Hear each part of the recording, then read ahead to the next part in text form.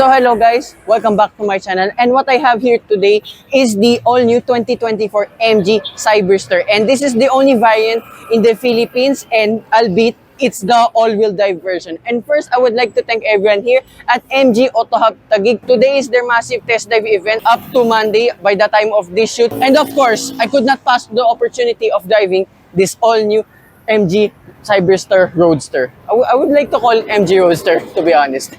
So with this Cyberster, this is MG's take on what I would say the rebirth since SAIC Motors have bought the MG brand itself. And this is a very nice homage to their lineup back in the yesteryears, because MG were really the original makers of the Roadster, a British Roadster rather. So you get LED lights all around, the ground clearance is pretty low, but that's very good for a sports car, an electric sports car rather. And the most special thing with this MG Roadster is the scissor doors, electric scissor doors. Look at that! And as well, being a Roadster, you can put the roof down, and it's a very fast mechanism. You can fold it down as much as or as fast as 14 seconds. Now on the electric scissor doors themselves, you get two sensors over here. So in case you're parking at a very narrow parking lot, it won't match the ceiling if ever. And the electric scissor doors are so tall, reminds me that of Koenigsegg vehicles, to be honest.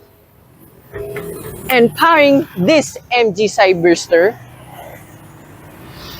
is a 77 kilowatt-hour battery that produces 536 horsepower and 720 newton meters of torque that powers all four wheels. So this is probably the craziest car I'll drive this year. And I really love all of the touches here. Yes, everything's covered in plastic, but you can easily access all of them if ever. And I love what MG have done here too. They still retain the MG Cyberster badge here on the hood itself. Here on the side profile, it reminds me that of classic British Roadsters. There's even a side skirt over here with a 100th anniversary badge. And the rear quarter panel is my favorite piece here of this MG Cyberster. It just looks so cool and so sexy at the same time.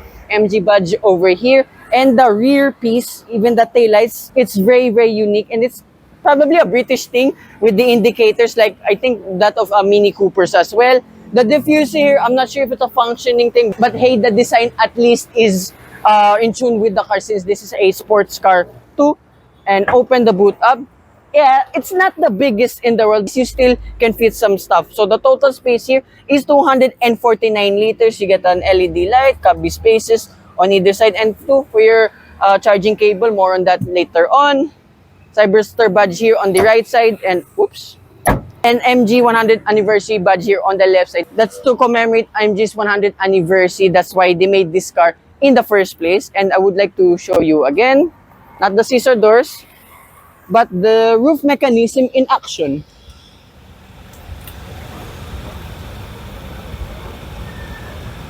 And what's cool too, despite one of the doors being open, this still can fold down or up with ease. Now here in the interior of this MG Cyberster, it's one of the best MG interiors I've ever sat in so far. Just feels so special, of course, albeit to being a Roadster. Here in the door cards, you get your Bose sound system as well, with, of course, your conventional seating controls, memory seating functions, window switches, and yeah, it's a little bit of a disadvantage in case this door is open and you want to adjust it at will. It's not here on the sides rather, but that's a nitpick of mine only. And the seats are awesome. I mean, it's a sport bucket. There's a mix of Alcantara, but the bolstering is immense, so I really can't wait to drive this later on.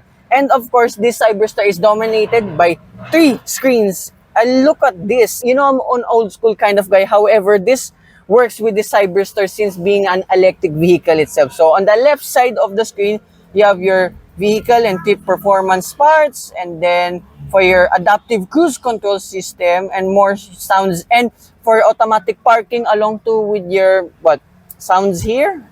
I'm not sure, I hope you can hear that. So this is, ooh, I'll leave it that they're at classic fuel. So this is mimicking on the sounds that you wanna play, but I think you can turn it off too. Ah, yes, you can. So I think let's turn it off since this is an electric vehicle anyways. Here in the instrument cluster, you can look at your own car. It's just spinning 360. You can see all of your gears, the range, and all that. So remember, we are starting at 43% and 211 kilometers. And you can see the driving modes. You can adjust them here all on the right side. And you have an F1 reference here on the left side for your kinetic energy recovery system. That's for your regen braking. The steering wheel here, again, one of the better MGs. Surprisingly for this MG logo, it's just the classic letters only M and G. That's a very nice touch. And one of the most intimidating buttons I'll see probably this year, you have a Super Sport button. Hopefully we can try that out later on. And here on the right side, there's no functioning thing here at the moment. However, if you press the reverse gear, these are one of the best camera systems I've ever encountered. Just looks so cool. So you can look at left and right side of the mirrors and hence the conventional side mirrors itself. You have a 2D view and a 360-degree camera. Very responsive. Again, one of the better MGs. So I understand now why MG put most of its resources with this vehicle. And further down the right screen, you get touch-sensitive controls here for, again, the 360-degree camera, your climate control functions, gear shift, and another screen to control your climate control or to view your state of charge and charging times as well. And you can, oh, I just saw this now. You can open the windows, either the buttons here or here in the extra screen down below. Right, so I'll be honest with this. The gear shifter reminds me that of a C8 Corvette. Pretty interesting cue what they've done here. So anyway, 3 more buttons here for, again, for opening the scissor doors and for the roof itself. 2 cup holders here that folds up and down. You can lock it in place if needed only. Then here on screen, cubby spaces on either side, glove box. Okay, pretty decent for a sports car. And then center console box. Okay, pretty decent once again. There's as well an SD card, USB port, and a USB-C port. LED lights, sun visor. You got a vanity mirror with LED lights. Alright, I don't mind it.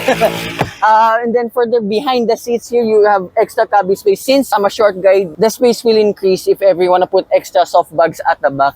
And I think these buttons here in the back for your grocery hanger and probably for your pet, I think these are for your manual door releases. In any case, only this electric scissor door doesn't work. So that's a quick tour of this interior. Let's go for a drive. Right, this is it. Gonna drive the MG Cyberster. And what I like with the driving modes, there's no eco mode. So let's start with just comfort mode. Oh, this is so cool. You sit really go in the ground, and why not? Oh my god! Woo! Right, and then let's go to Magnifico Sport mode. Holy sh! Wow! Right, okay, and then left paddle, as I mentioned, adjusts your regen braking. So there's just 3 modes: light, medium, and then sport mode, which is the hardest. And then here, sport mode again. Holy f...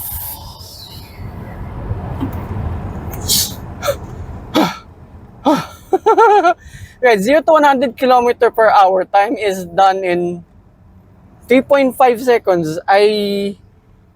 Wow, this is the fastest thing I have ever driven. This is such an amazing car.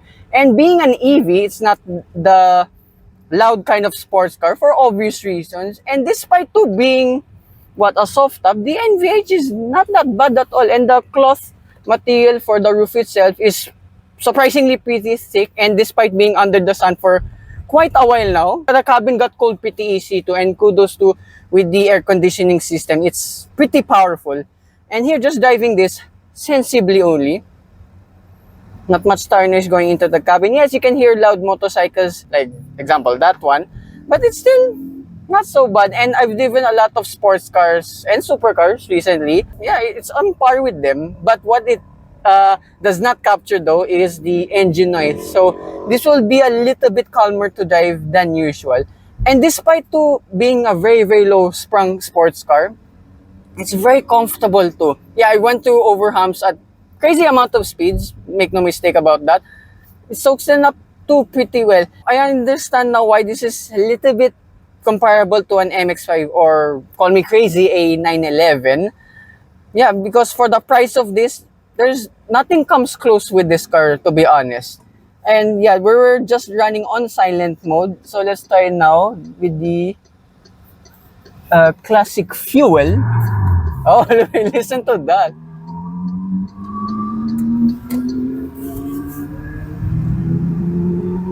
Oh. So I think you have to finish the sound effect first before it applies to the driving itself. I mean, this sounds pretty cool too. And visibility all around, yeah, pretty good despite having a massive blind spot here. This is a short car, by the way. So yeah, you can see everything here with ease too. So let's try the classic feel because I know everyone have already tried the powerful electric mode. There, over humps and big bumps, that's not so bad. This is actually surprisingly really comfortable. Okay, yes, it may be an EV sports car, but to be honest, it leans more to that like of a GT car. I like this, surprisingly. Holy sh! Right, so I just remembered now why these have good brakes, because these are running on Brembo discs all around. You can stop on a dime, and despite having Brembo brakes and regen, it's still pretty sharp all around. Holy sh! Wow! I've never felt this kind of raw speed before. This is amazing. Right. All-wheel drive electric sports car. There's nothing like this on the road. I noticed you have much bigger Pirelli P0 tires at the rear at 275. So the fronts are running only at 255s. And overall, yeah, just here, putting comfort mode. But there's as well a custom mode. It's very stable on the highway. Yeah, comfort mode is just a little bit more tame than usual compared to sport mode. Sport mode is just an all-out violent craze fest with 700 more than 700 Newton meters of torque. It's making me lose my speech. That's how fast this thing is. Oh, right. And when you change dive modes too, there's very cool animations as well. And overall, the experience with the infotainment system, the instrument cluster, as well too, I forgot to mention, this is Apple CarPlay and Android Auto. Yes, very good. One of the best resolutions in terms of everything, the cameras, the response time, even the graphics here for demoing all of the driving modes.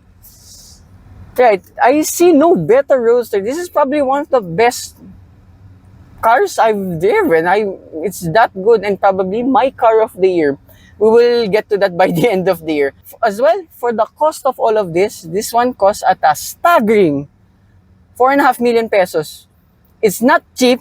I can't even afford one. However, for what you get, there is no better sports car out there. This is one of the best cars to come out this year. Yeah, and as well, one of the best MGs as well. So kudos to MG for making this car for their 100th anniversary. This is a special car. And then I know it's an electric vehicle, but it's one of the best electric vehicles that you can buy out there. The U-turn is actually pretty tight too. And as well, being a short car, there's no issue driving this around in the city too. And as of course, being a two-door roadster, you'll get a ton of looks. This literally catches your eye, and of course, especially in this red color. And the total range of this is 446 kilometers if you're not driving it like a hooligan. This is already complete EV for me. Of course, it's only a two-seater, but for the power, the handling, and all that is given, is among one of the best cars you can drive. Holy. Right, I've never thought I'd fall in love with an EV once again, and this car is literally the best. I cannot comment how good this car is. So, one more time. Son of a... Insane. Holy...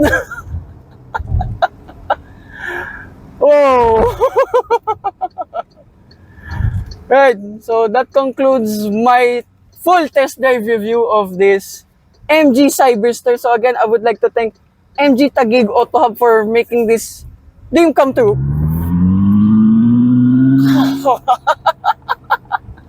Right, so hope you guys like and subscribe, and I will see you with more EV reviews and hopefully more of the new wave of MG vehicles. Bye-bye.